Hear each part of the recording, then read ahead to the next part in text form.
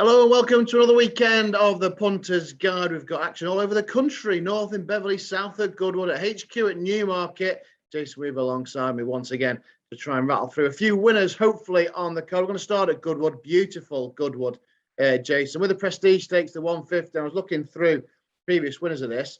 It usually goes to the market leaders, not one winner above 5-1 in the last 10 years. A pretty impressive stat. And as far as a weather watch, I mean, it's been a little bit hit and miss as far as York was concerned, although we didn't get it until the end of the meeting. We look, hopefully, touch wood, pretty set fair as far as the ground is concerned. So should be ideal conditions. I hate sitting towards the top of the market. That stat that you just mentioned gives me a little bit more confidence as well, because if you're looking at something to try and beat Danae, I think that's how you pronounce her, you got to look at Clitheroe. She ran really well at Newbury first time, little bit shorter room, then stayed on in the closing stages, and she's a big type to improve, but she'd have to leave that form well behind. Mise and Scene, who managed to win by 4 lengths up at Haydock, hardly anything has come out of that contest and done anything. You know, the race hasn't quite worked out as yet, and those are the ones with that sort of sexy profile. Tinderbox, I watched her win. I'd keep a very close eye on the second, is probably the one to take from the contest. She's small, lean, was up on the front end and got away from the rest of the field. And I'm really grabbing, trying to find something to lower the colours of Danae. When she won on her debut, she looked pretty spectacular. Good run after being slowly away behind Oscula. We know about Oscula because won the Woodcut early on in the season. So the form is okay. Danae, easy pick after looking through all the videos. Yeah, I think she had a huge chance as well. Nothing really went right for her in France. Wasn't a bad effort indeed. Right off to Beverley then. I've got the Beverley Bullet to look forward to. But before that, we've got a 10 furlong handicap, 7 of them. And 3-year-olds all in good form. Only 7, which is a tricky one to call, I thought. Yeah, I mean, looking at the markets, it was interesting. Barn Owl ducked what I thought was a real good winning opportunity at the Shergar Cup and went up to Ripon.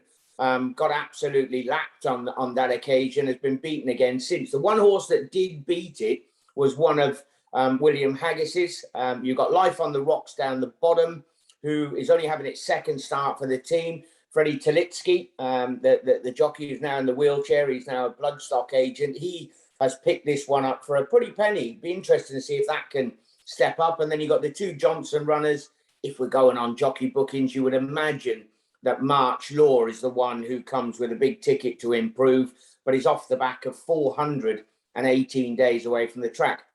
A swerving Barn Owl, I'm going to give him the big no-no. I don't think he's a progressive type at all. He's one who sucks you in all the time. Titian, on the other hand, little look back at his runs last term, and with every start, he seemed to improve. Just at the back end, when he ran and finished 3rd, he's quite a big, rangy type. So he can only progress as he grows and strengthens into that big frame. Tom Marquand and William Haggis, formidable combination.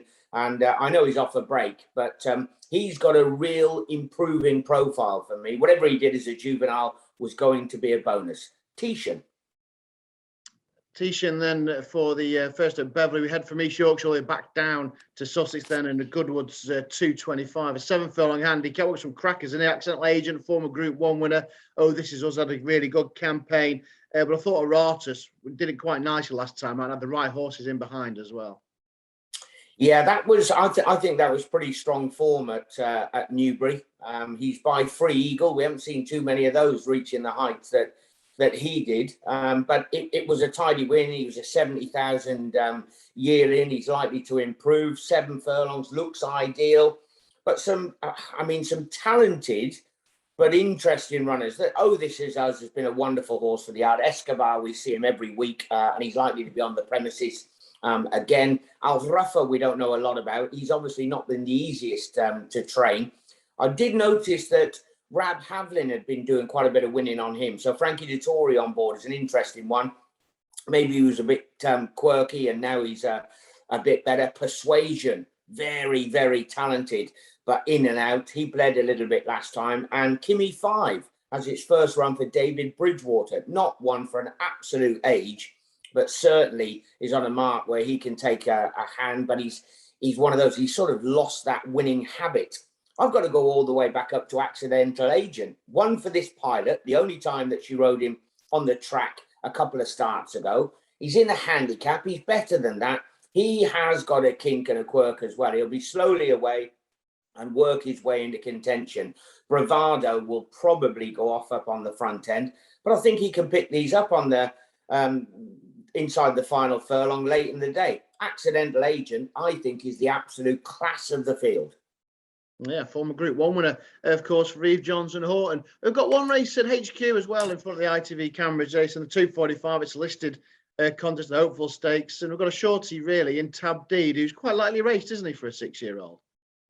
Yeah, and I think the run at Newbury was very good. There's not a lot to go against him. But, as you mentioned, he's going to be very, very short, isn't he? And the horse who finished in behind him, Royal Crusade, has not done anything really for the form. But if you look back at last season's form, he beat Glen Shiel. He's got some really, really good form. He's been gelded since we last seen him, so that could get him to step forward. But watching it back, he dropped out the back of the telly. He never went with any fluency whatsoever. Extraordinary shooting, far too high. Mum's Tipple's a bit hit and miss. Summergand, wonderful time of it he had last year and the early part of this campaign again. Cardem, looking like the second string. He's very talented. He is becoming a bit of a cliff horse for me, and he's not right as far as official ratings are concerned, but it's a listed contest. Royal Scimitar.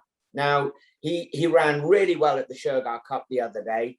Neil Callan is a perfect fit for this horse. He takes a bit of riding. He's one who wants real strong handling. You remember Neil has recently come back from Hong Kong, so he's used to getting real aggressive as far as being in the saddle is concerned. And I think at an each way price, he'd be the one that I'd be backing. Tab Deed may prove far too good, but he's too short for me. I like Royal Scimitar, and he's an each way price.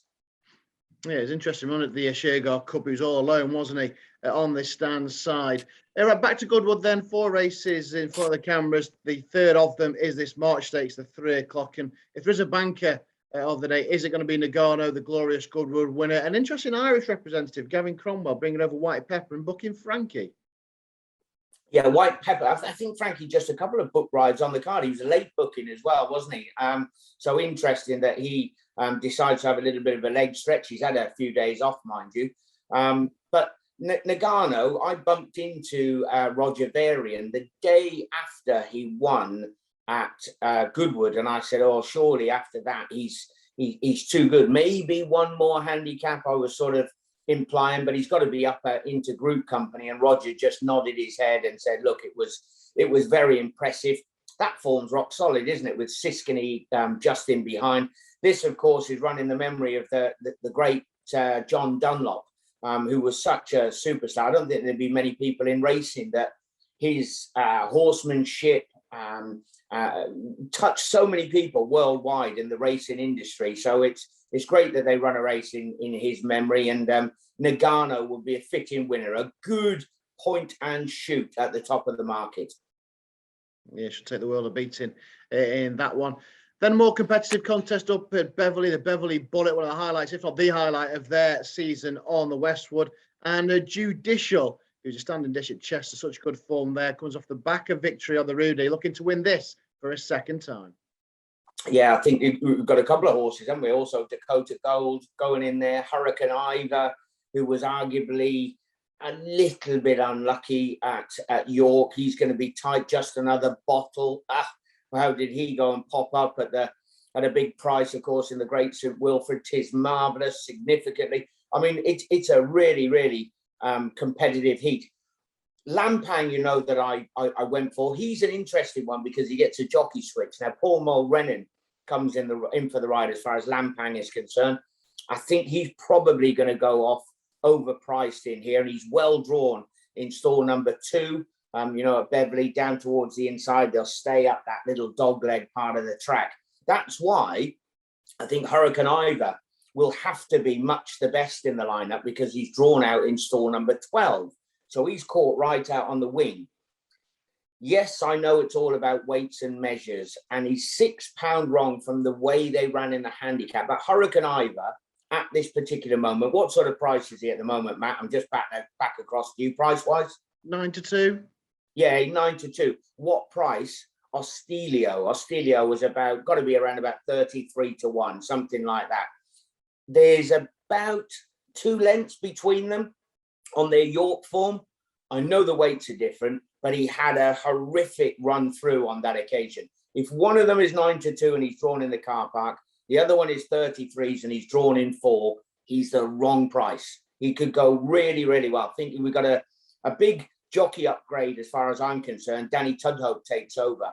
I think he's a play. Wrong price for me in the Bullet each way. Yeah, Paul Midgley with the sprinters as well, always said to be wary of, and he'll be away and gone, maybe Ostilio in the Beverley Bullet. Back down to Goodwood then for the final race in front of the ITV cameras is the feature of the Group 2 Celebration Mile. And we get to see old boy Ben Battle, 11 months off the track. He's been third in a World Cup. Incredible for Cy Bin Saror and Asheen Murphy is on board, who can't stop riding winners. Is he the one to be in the Celebration Mile? Absolutely. I was trying to make a case for Duke of Hazzard, who ran a cracker behind Real World the other day. Happy Power's been chopping and changing. Trip. Never know which pogo is going to turn up. Lavender's Blue is talented on her day. Frankie Dettori, another leg stretch for him. Only if it turned into a monsoon and came up bottomless would he be a player. And then you've got Mutasabek. I don't think he stays, even though it's going to be the easier mile, if you like, a little slicker mile around Goodwood. I just think he's a 7 furlong horse. And then you've got the other one, Pareto won at Royal Ascot. Chindit is the legitimate danger to a Ben Battle. He's been in against Palace Pier and all the others, and he deserves a big one. £6, the weight for age allowance as well, certainly brings him into the equation. It's a flip of the coin between those two. But if Ben Battle, and he's got a good record fresh, if he's anywhere near concert pitch, he's surely going to take a world of beating. Yeah, he certainly is the class horse of the field and of the day, isn't he? 7 years young, though, now. 7 races discussed, then what will be the idea of the best bet this weekend? I'll go all the way back to the first, and even the stats back it up, don't they? Dane, however you want to pronounce her, for Simon and Ed Crisford and James Doyle. I think she looks absolutely rock solid. If I've ever seen a Rick, and one that I think is the wrong price, judged by the draw and everything else, and I know it's wrong at the weights, but we're talking about a sprint. Astilio in the Beverley Bullet, wrong price. Are you playing your goals galore again this weekend? Absolutely, we've been loving it. Knocked it out of the park early doors. Get rid of that EFL business. Get back to proper goals, and we'll be getting the old shopping list out. Brilliant stuff. So Daniel, the best bet then, and keep an eye on Astilio with a big price in the Beverley Bullet. Thanks to Jason for joining us. He'll be back next week looking to the Group 1 Haydock Park Sprint Cup. Whatever you're back there this weekend, the best of luck.